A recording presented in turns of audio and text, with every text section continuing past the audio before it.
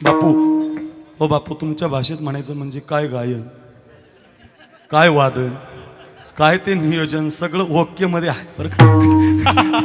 वाह क्या बात आहे. बापूंनीच तर पाहतात त्यांच्याकडे सध्या, लक्ष देऊन ऐकतात पुन्हा बरं का. साहेब सुद्धा लक्ष देऊन ऐकतात. फार गोड मंडळी इथे सगळे. ऐका काय सांगते. नम्र झाला भूता. संत आपल्याला ग्रंथ तयार करून मोठं बनवतात.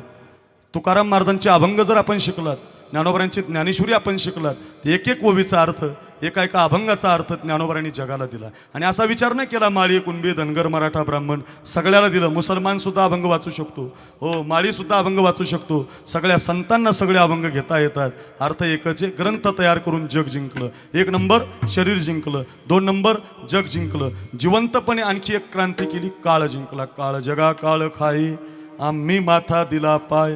आणि जिवंतपणे काळाच्या डोक्यावर पाय, जिवंतपणे शरीरावरती विजय, जिवंतपणे ग्रंथ संपदा करून जगावर सत्ता गाजवली. आणि या सगळ्या गोष्टी जिवंतपणे केल्यामुळं त्यांना जिवंतपणे म्हणता आलं अभंगाचं पहिलं. शेवटात फला शेवटात फला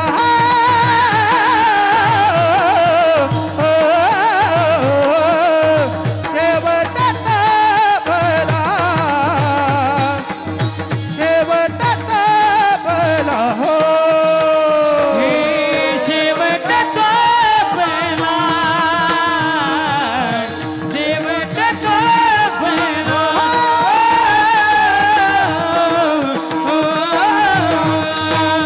शेवटात फला शेवटात फला शेवटात फला शेवटात फला शेवटात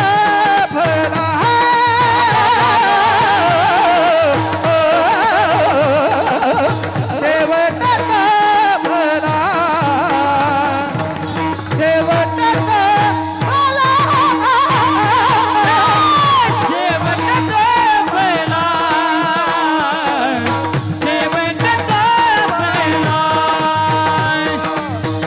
शेवटात फला शेवटात फला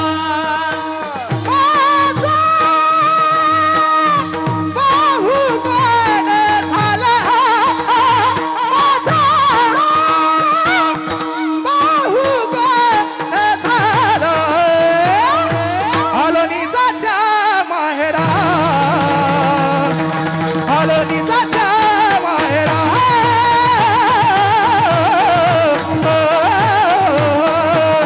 आलो निजाच्या माहेरा आलो निजाच्या माहेरा हे माझा बहु गोड झाला माझा बहु गोड झाला आलो निजाच्या माहेरा आलो निजाच्या माहेरा आलो निजाच्या माहेरा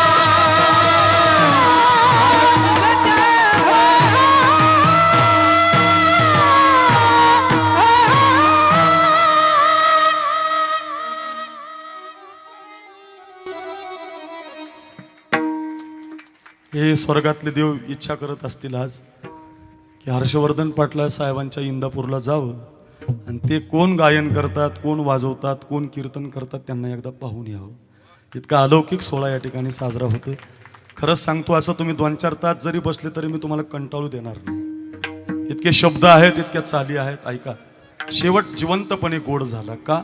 हो मंडळी हो, हॉटस्पॉट इथंच आहे बर का.